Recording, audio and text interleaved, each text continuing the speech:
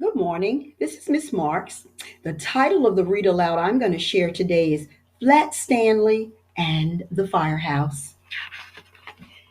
Flat Stanley and the Firehouse is written by the author Lori Haskins Horan, and the pictures are drawn by Mackie Permutin.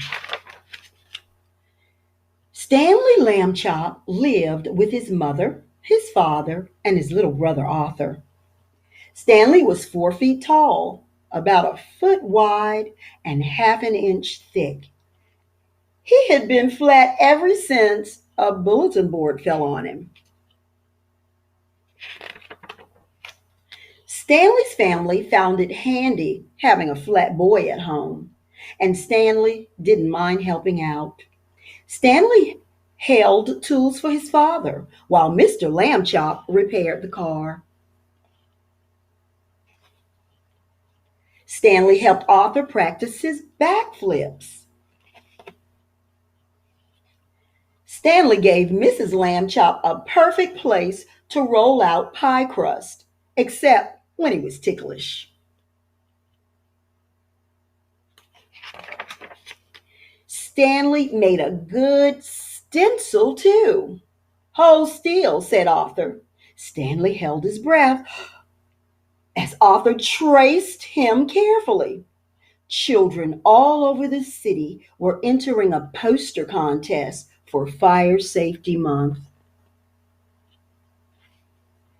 I hope we win the trip to the firehouse, said Arthur. Me too, said Stanley. I have always wanted to slide down the pole. Here the boys are. Arthur is tracing Stanley's shape. That's a stencil he's creating. The next Monday, a letter arrived. Hey, guess what? Shouted Arthur. Hay is for horses, Mrs. Lambchop said. Try to remember that, dear. Sorry, said Arthur. Guess what? Our poster won the contest. We're going to the firehouse on Saturday. Mrs. Lambchop clapped. Yay! I knew you boys had my talent for art, she said proudly. Stanley and Arthur practiced fire drills all week long. Arthur crawled around the house on his hands and knees. Stanley did the stop, drop, and roll, mostly the roll. At last, Saturday came. The Lambchops drove to the firehouse. Welcome, bellowed Chief Abbott. A puppy bounced at his feet. Arf, arf, arf, arf, arf.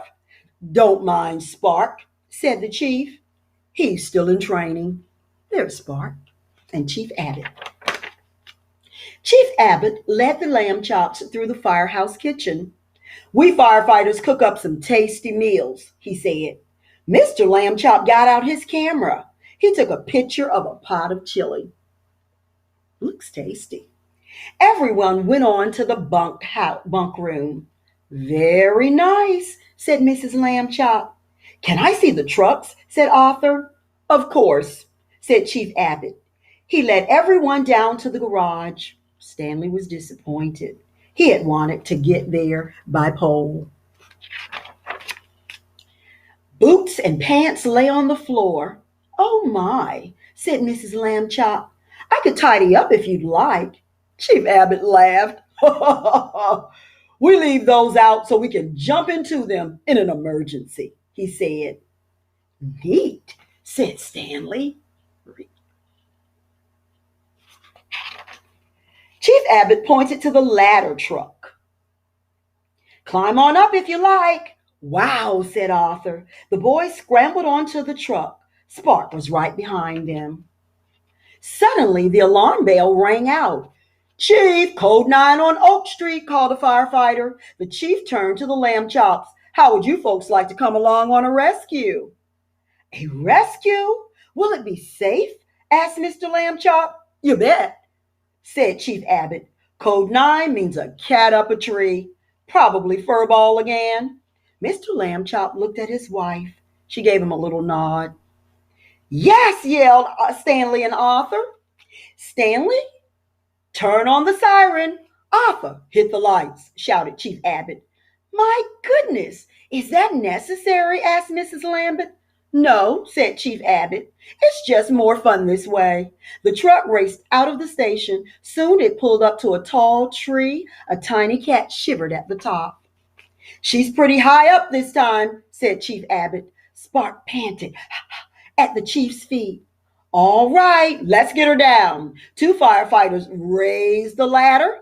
The lamb chops moved out of the way. Chief Abbott climbed until Furball was just a few feet away. Good kitty, he said, stretching out his hands. Come here, Furball. Spark started to bark. Arf, arf, arf. For a second, Furball froze.